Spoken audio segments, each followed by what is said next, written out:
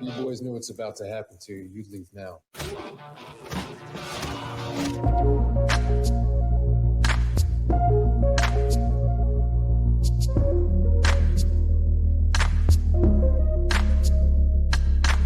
Some consider these traits to be toxic, such as undesirable in the men of today. We consider these traits such as these not only to be desirable, but to be appreciated and celebrated. Welcome to the Toxic Male Appreciation Show, hosted by and La Reina Creole. Welcome to the safe space of the toxic male.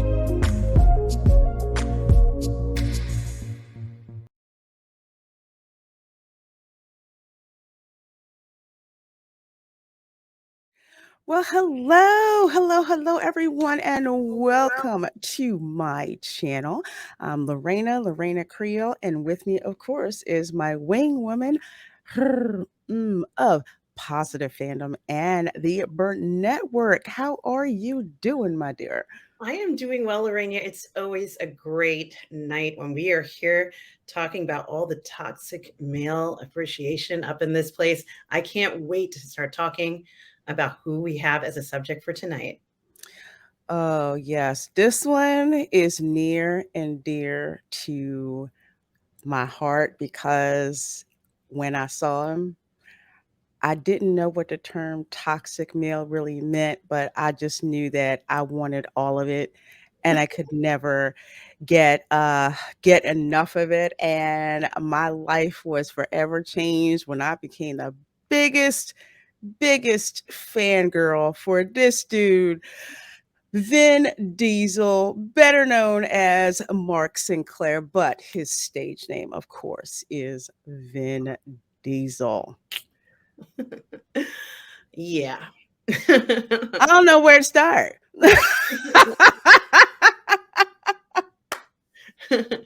Well, one thing I can say about him is that he has this certain presence about him that I love. And it doesn't matter what the movie's about. It doesn't matter if he's doing a comedy or something serious. He just has this badassery about him. And you can't create this. It has to be, it's inherent in Vin Diesel. Like it's there. I don't think, and it's not even, it's like masculinity on a different level, like the highest levels of masculinity. And he just exudes this. I just love seeing him in anything he makes because he just brings it. And I can't even say enough. I remember the first time that I saw him, but there's so much to say about him, Lorena, because um, there's like when we're going to talk about his history, we're going to talk about a lot of things about him. But one of the things he did in his life, which was not a major thing, but it was kind of like a time where I was at a similar point in my life. And I wonder if our paths crossed. They must have. They must have. Now I know everybody's like, what are you talking about? What is RM talking about? Even when we get to it, I'm going to bring it up. But Lorena, this man is unbelievable. And it shows because he's one of the highest grossing box office draws of modern day. 100%. Absolutely. The first thing that I happened to see him in, which let's see. We'll see. I'm trying to figure out how I can. Okay. The first thing that I saw him in was a sci-fi horror movie called Pitch Black. Yes. Have you seen that film? I have seen that film, and that is also the first thing that I ever saw him in. And I was forever changed by this film because not just because it starred Vin Diesel, but there was nobody else who could pull this shit off, Lorena. Like he was playing this person, this alien that was not only cool and bad and hot, but he could do these remarkable things. And there was no explanation for it.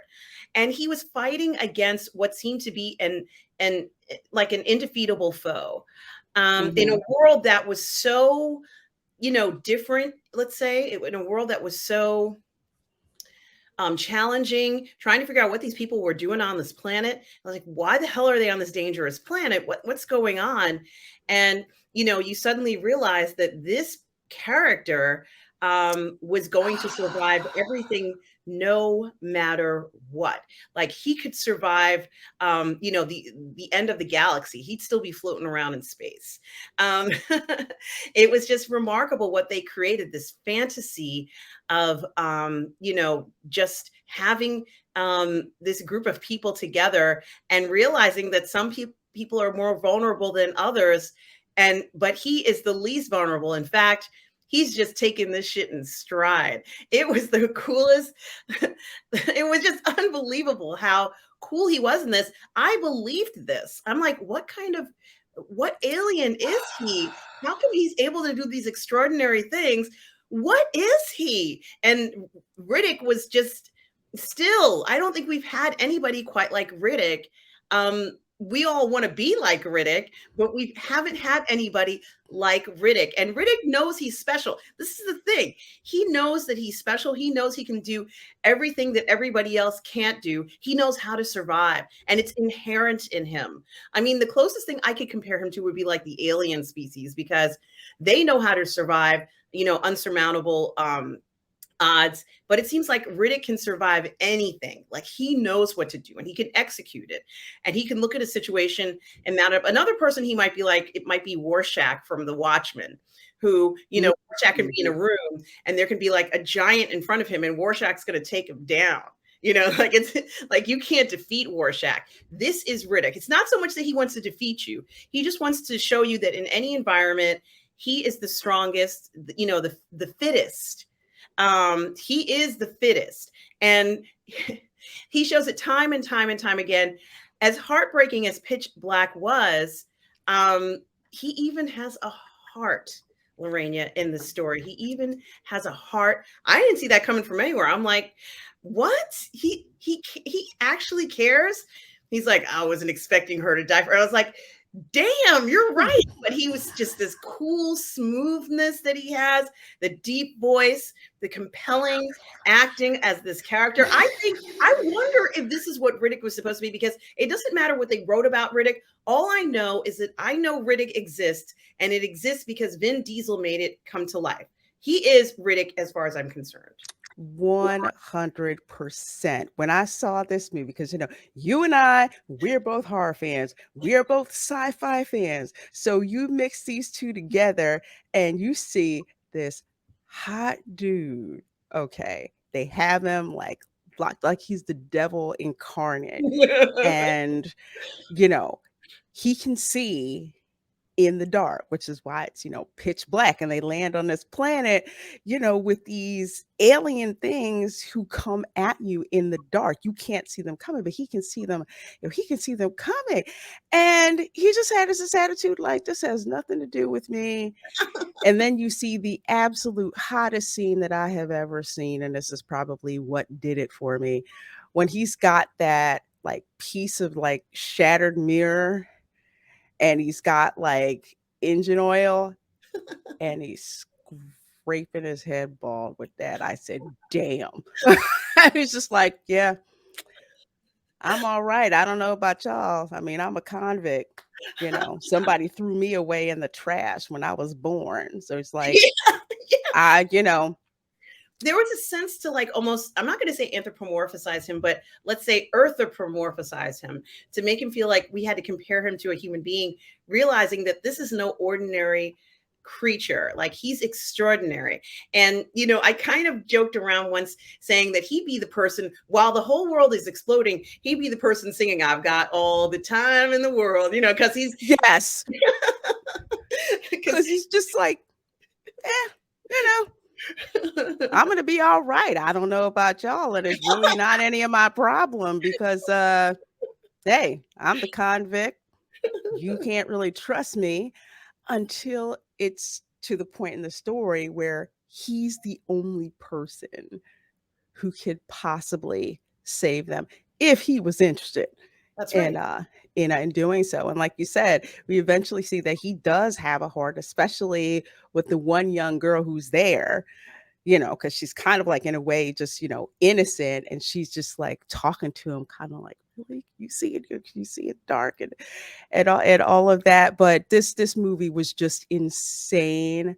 Oh yeah, Cole Hauser was in it too. I forgot about that. But it was such an awesome movie. I mean, I was so hooked on this film that when they did Riddick, which was the prequel to that, I made sure that I was in that movie to see it. Uh, I almost got to go to the rep party in Vancouver when he was Wow. shooting in Vancouver, but Wow. I couldn't make it. But I hung out with a stunt double though. Yeah, I hung out with a stunt double. Yeah, I have the poster. I have to take everything out of my storage unit.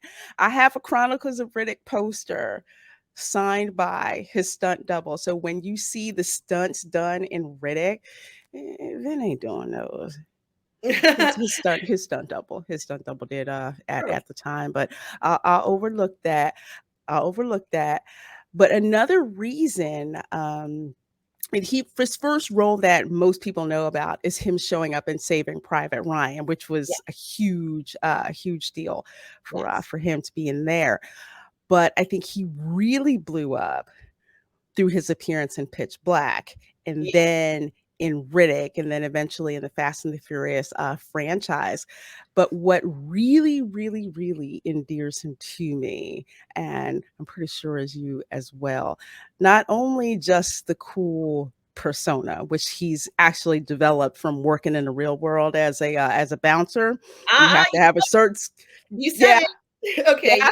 you said you hit the nail on the head. I thought it would come up, and I'm gonna elaborate after you tell me what you're gonna say. Okay, yes, because he was a bouncer. Yes, he was that dude, Mhm, at the clubs and at the bars. mhm. But he is such a huge freaking nerd, and he loves Dungeons and Dragons. He's very open about how much he is just into nerd culture, and you see it in the films, especially in Chronicles of Riddick. If you look at, like, oh god, Thandie Newton is there, I freaking Yeah, love there's her. Sandy Newton, that's right. All of the sets, the screenwriting, I read the book, which was even better. I would dare to say that the set design and the costume design was on par, or is on par, with David Lynch's Dune. I would say I get a lot of callbacks to Dune with this particular film.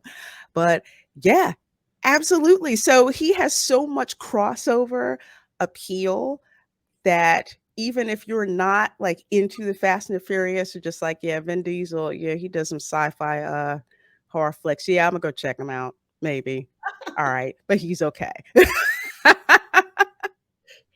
Well, Lorena, I've got to tell you, of course, it- just talking to you and hearing about his history, and I knew this was going to come up because, as you know, and everybody also knows, it's well known that Vin Diesel was a bouncer, but he wasn't just a bouncer at any club in New York City.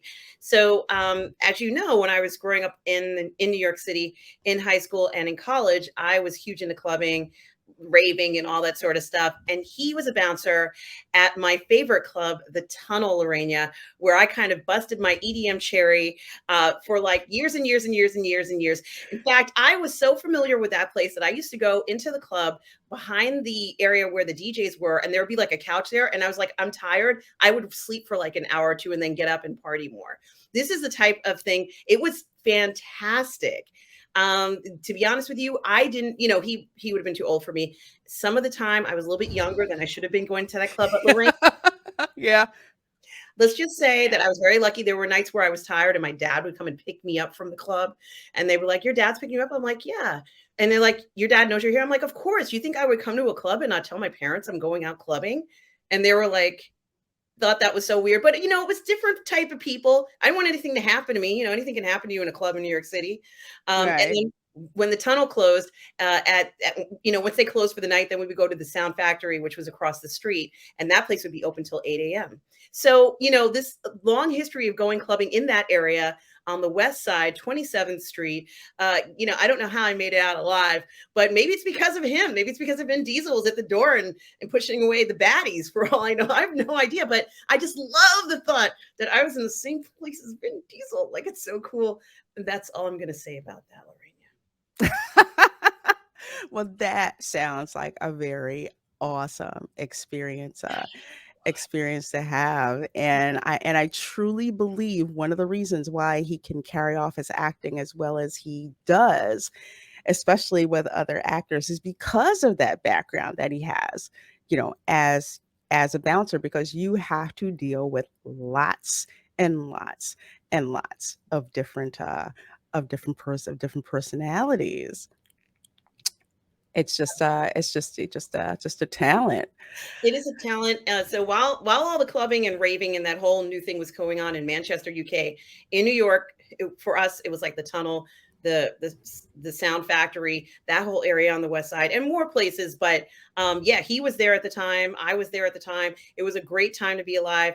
But I was surprised that somebody as attractive as he is would be noticed as a bouncer. I'm sure not me, but I'm sure there were a lot of women who wanted to go home with him every night. Girl, let me tell you, this was quite literally getting, like, knowing who he was, and and following his career and everything like that.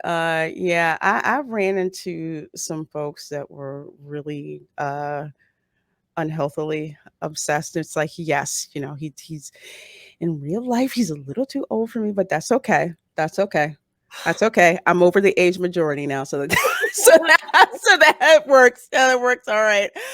It was just crazy how many people were just seriously like, this is where he is, this is what he's doing, we need to find out who he's dating. I'm like, I don't care, he's not dating me, so why the heck should I should I really freaking care at the moment? But yeah, huge, massive fan base, especially of women. I'm just like, yeah, no lie. Would not kick dude out of bed for eating crackers whatsoever.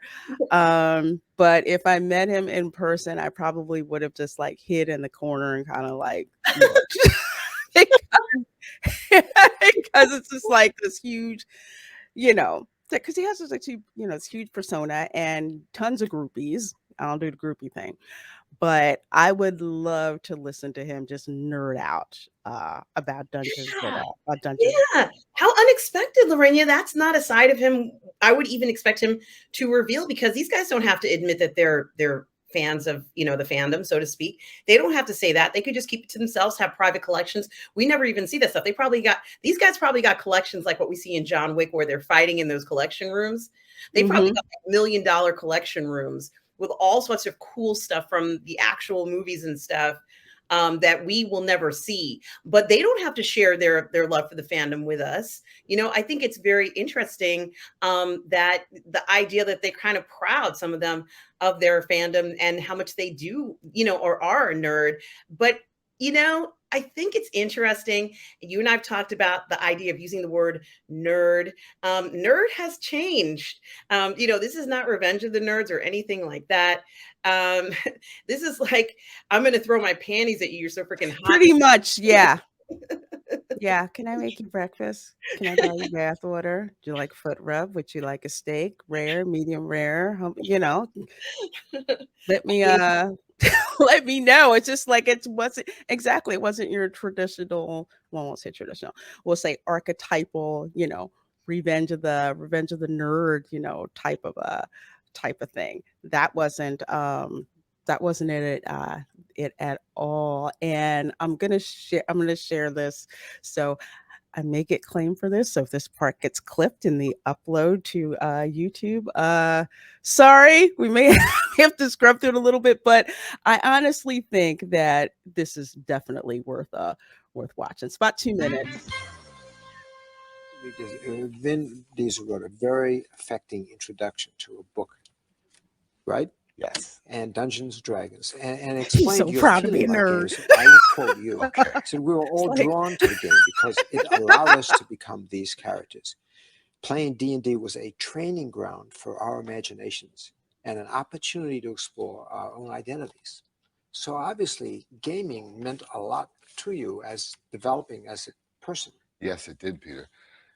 And this is, of course, a long time before video games. In the 70s, growing up in New York City, early 80s, growing up in New York City, we played very intensely this game called Dungeons and I know it. Dragons. And we would go and we'd buy these large for those people who canvases don't know and what treat Dungeons them and to make Dragons it look is. like old maps, aged maps. And then we'd create these worlds and we'd be in this campaign for 8 months. And even while I was bouncing, which is the antithesis of Dungeons and Dragons, even while I was bouncing, if I had a night off, I was playing Dungeons and Dragons. That's And dedication and yes, nerdiness right aside from there. the fact that it is a training ground for your imagination. But when you would play as a character, about 2 hours into it, your voice would change, Right. your body composition would change.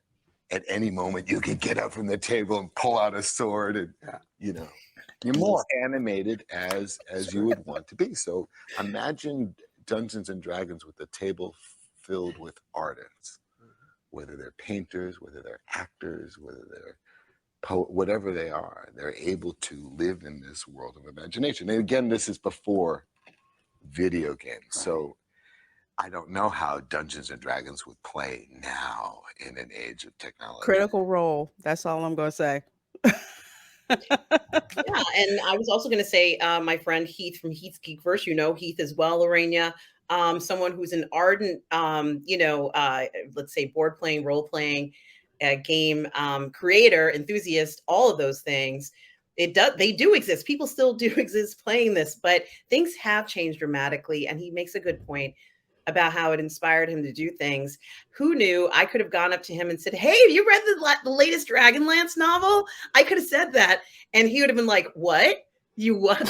What?" I'm like, "Have you read the latest Dragonlance novel?" And he'd be like, "You're punking me. No, you're punking me," or something. At the club, I could have said that. Who knew? No, I didn't.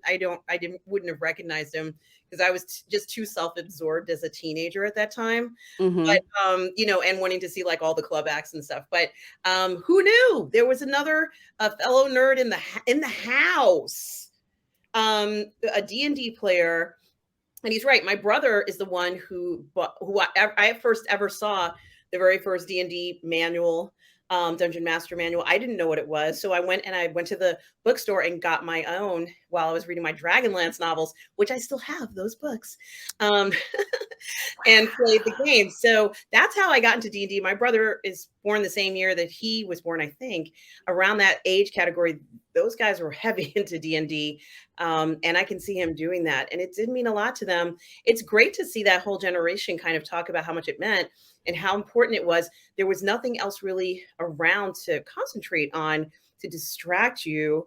Mhm. What a different world it was, Lorena, just to have the pure imagination of what comes off the page and then into your mind. And then you're going to have to express that as a character because you're playing a game with other people. It's an interactive activity with other people. Unless you're doing a solo campaign, which most people didn't do. Oops, sorry, which most people didn't do. And I think it's very interesting. He talks about how 1 minute you're watching it and the next minute you are animated. And it's like, yeah, I think it is showing his excitement and enthusiasm. You can tell he loved those experiences growing up. Maybe he even misses it a little. God knows I miss those early clubbing days. I wish we had a time machine, Lorena, just to go back every once in a while. Yeah. Yeah. Like I'd like to go back in time and not have certain people try to cock block, and at least would have gotten me into that Riddick rap party. But anyway. I would have had your back. I would have had your back, Lorena. Thank you. Got you, man. Dang it. I was like, no, I don't want to talk to you. I'm being very blatant. I just want to meet Vin Diesel. Duh. Who were you? Oh, you're a stunt double. Okay, let's talk. Let's talk. Let's talk. But we're gonna go through a couple more films. Actually, another really, really hot movie, Yeah. Triple X. I barely remember the plot because I did not watch this movie for the plot. I watched it to see Vin Diesel in a fur coat. Absolutely. It was all about the rack on this one. Oh God, yeah, yeah, totally. Hot cars. He was hot. Samuel L. Jackson was in it. Mhm. Nice spy thriller type of movie. Was not happy he wasn't in the second one because I Yeah. really did like the character of Xander Cage. Yeah. And I think the poster tells you everything. I mean, they're kind of riding off of what he did in Riddick, his incredible physique, his, like he has an incredible physique. Oh God, yeah. And he's just appealing, like very alluring. And that shows in this poster. Not everybody can do that.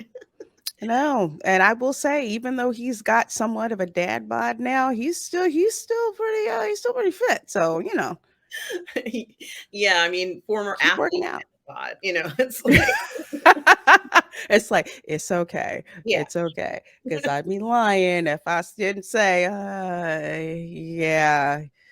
yeah, I'd like to share DNA with you. Yeah, as long we can wrap our arms around you. We can Yeah, still make we can do that. We can do that. I can make a couple of mini yous with you. I'm just saying. But this is a fun popcorn movie. I enjoyed watching it. Again, it was just like we just get to see, you know, Vin Diesel in yet more stuff. And of course, he has Fast X that is coming up, which I believe is going to be the end of the Fast and the Furious series. and it's had a good run. To be honest with you, the last film, Fast 9, made a ton load of Yeah, cash they made a crap ton of money. at a time when people were broke and weren't going to theaters. Somehow it made a ton load of cash. Mm-hmm. So, it's remarkable how people turned out to it. And, I understand. I have a friend who shall remain nameless who talked about how the screenplay was garbage and all the stuff on the screen that was unbelievable. And then I was like, but it's a cool film. Like there's Yeah. some elements of this whole franchise that I kind of want to live in this universe. I mean, it looks like I could live there. It looks like I could infiltrate there. I'd love to be involved in something like this just because it's fun. Just because it's fun to be involved in these sorts of, I guess you could call it like some of them are kind of heisty. But to be Mm-hmm. honest with you, Lorena, people want to have this fun entertainment style movie. And I think that if that's what we're looking for, even if the stunts are not believable, it doesn't matter. We can kind of give them an artistic license. I mean, $1 billion almost of an artistic license. I think that I'm willing to overlook certain things. Mm-hmm. Absolutely. I mean, with this particular franchise, it is extremely popular worldwide, not only because of Vin Diesel, but because of the extensive roster of actors who are in this particular film. You got hot dudes, you got hot muscle cars, you've got action, you've got explosions, you've got boobs, you've got guns. I mean, it's everything. It's the perfect date movie Yes. that I tell people to go to. There's something for the male gaze, there's something for the female gaze, and it's just something about hot muscle cars just racing around. It's just a fun film to watch. Not everything has to be Citizen Kane. Okay. It really doesn't. There's room for a Citizen Kane movie. And then some days it's just like, you know what? I just want to sit back, relax, and just turn my brain off That's right. because I just want to be entertained and I want to get wrapped up in these particular characters. And That's it. who didn't grow up in a town where 1 or 2 miles outside of the main area where there's a little bit of highway, not a lot of car traffic.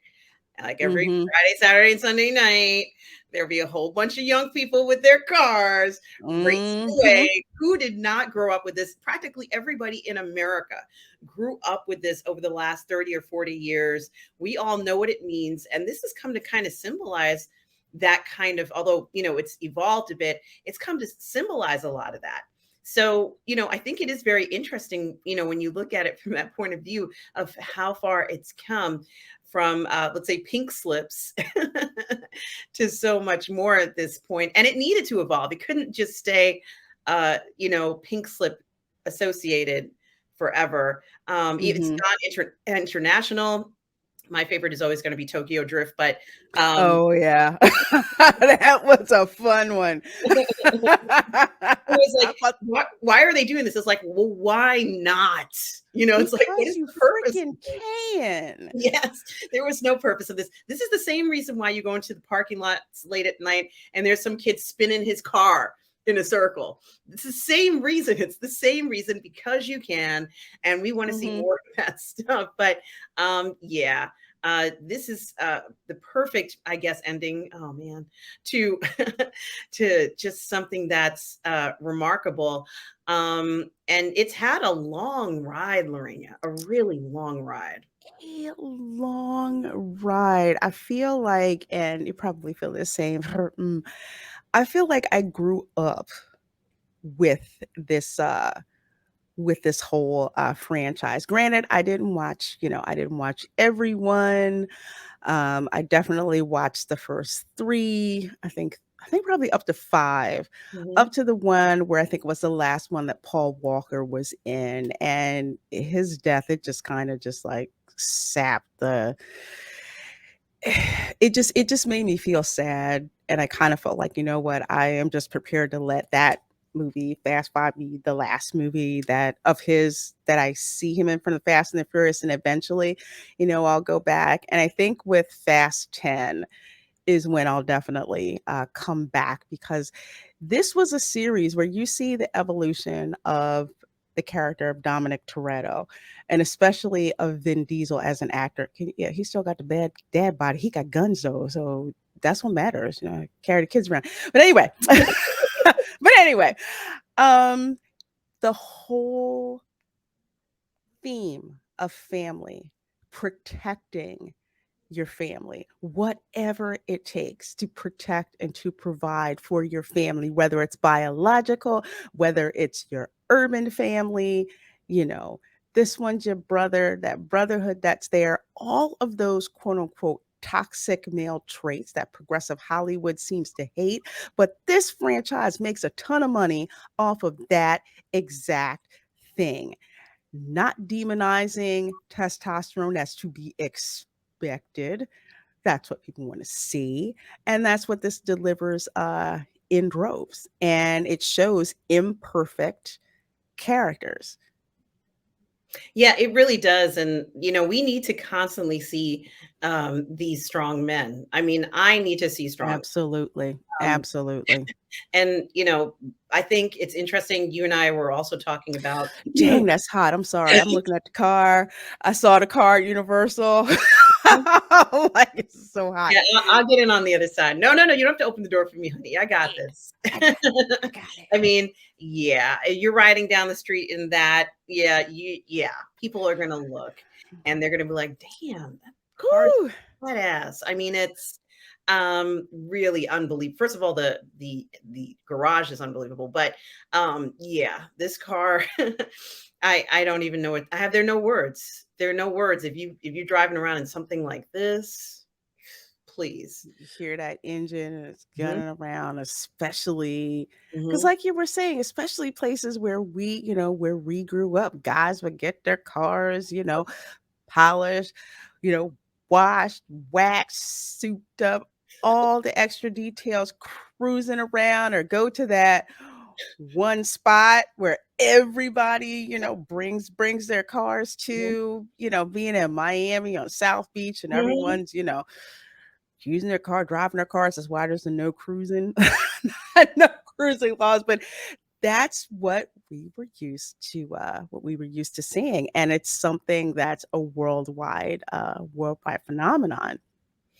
Yes. And it is kind of funny, you know, seeing these particular characters take on roles that we're familiar with is also very satisfying. I mean, Mhm. we're expecting to see, you know, a man like him now that he's even more mature.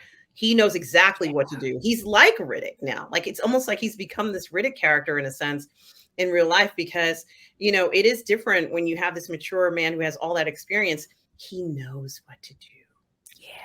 do. Like, I got this. I got this, baby. And you're like, really? Yeah, okay. Okay, I'll just sit back and ride. You know, Yeah, like all right. I You got a handle. trust you, honey. I just sit here with my wine cooler. You go ahead and take care of business. Yeah. Yeah. Oh man, it Oh, feels good. yeah. Fast X comes out next, I believe next Thursday, well, Friday, but previews are on Thursday. I am more than likely going to go see it. Of course, I'm going to go see it, but I'm going to go see it at Universal City Walk Wow. down in Universal because they've got the cars out there. Oh man. Oh, it sounds so cool. Yeah, it's so cool.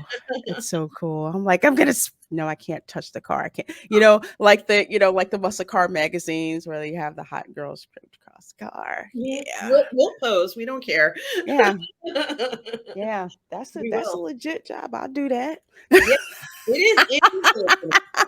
That's how you feel when you're in that car. You feel like that when you're in the car. I mean, there is value to these cars and what they represent to a whole generation of people. These cars are so badass. It is like a status symbol. It actually stands for so much. Lorena, you mentioned that whole generation of young men who would work on their cars for hours and hours and hours. Mm-hmm. How important it was for them to get everything perfect, even if they spent $500 on a rim or Yeah. The spinner.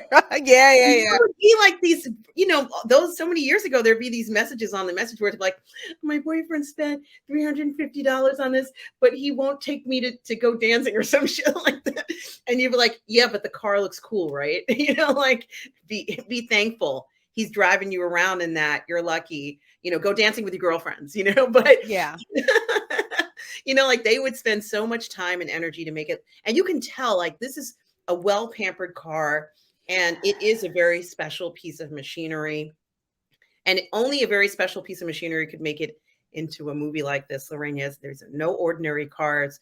These are people who are, practically artists when it comes to Oh yeah. and revitalizing these cars back to life. This is a throwback car from the 70s, I'm guessing, maybe 60s. Yes. I think it's the 70s. I think it's a 70s Charger when, big, huge, nasty muscle cars. Forget gas mileage. Screw that. Screw that. Like dude said in RoboCop, I want something with those big cars with the crappy gas mileage. That's what I want. Mhm. Oh my gosh. Yeah, I cannot. We want the cars and we want the men who drive those cars, because it's going to be somebody like Vin Diesel. Mm-hmm. Absolutely. Well, to wrap up things, this is in pre-production from what I hear, and this is Riddick Furia. So supposedly he's going back to his home world, and he really doesn't remember it because the world was destroyed, I think, not too long after he was born. Mm-hmm. And he finds other Furians fighting for their existence against a new enemy. So of course, I'm excited about seeing that. I love the Chronicles of Riddick. Oh, so good. I love that freaking movie. We've got to do something about it on like PGS Moving Image, just that whole set of movies. Oh yeah. With Because Riddick. They really are something to see, and interesting how it all got kicked off with a simple sci-fi horror movie Mhm. that seemed to fly under the radar, but I want to say it just gained more popularity the more people saw it, like on DVD. And And and these Furians, you know, we've seen that these different alien races are very different mhm, than what a lot of us know. These necromancers, I don't know as much about it as I should, but it's a fascinating area of the galaxy, and I wouldn't be surprised if they existed, because the galaxy is a harsh place to survive in. So you would need groups of organisms that could survive, and these groups, they seem to thrive in the harshness of space. Honestly, mhm, I can't wait for this. absolutely. This looks incredible. I Yeah. can't.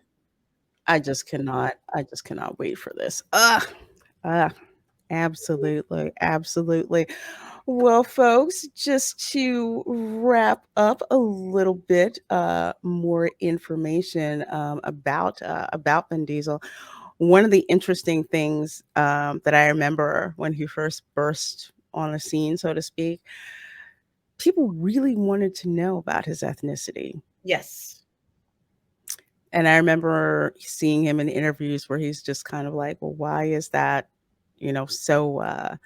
so important? And it just seemed like people were just constantly, like he was constantly getting asked that particular question. And I think in an interview he did a few years ago, he said that one of the reasons that he pushed against that was because he wanted to be known as an actor as opposed to his ethnicity.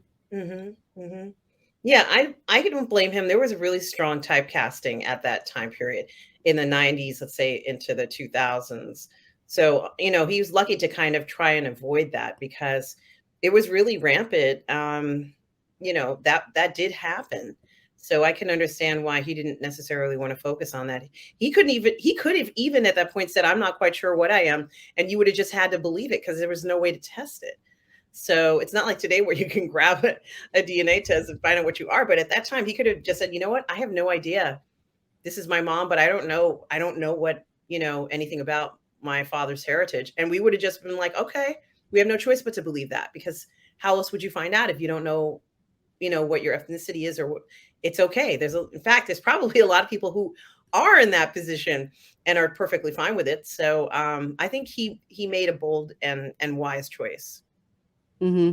Yeah, and in a lot of ways, especially since his adoptive father, who is Black, who was an actual actor. I think he had his own like theater company or something like that. Yes, off kind of And or hmm, something. Maybe I'm wrong, but yes, was it an off Broadway or I'm getting mixed up? I think it was off Broadway. Yeah. But he had gotten a lot of coaching from his stepfather about how to handle, those types of questions. Because, like you say, it was a lot of typecasting going on between, him. Like with The Rock, it was pretty obvious because everybody knew his background. Everybody knew that his father was Black, his mother was Samoan, his father was Black. Everybody knew that. He was pretty open with that.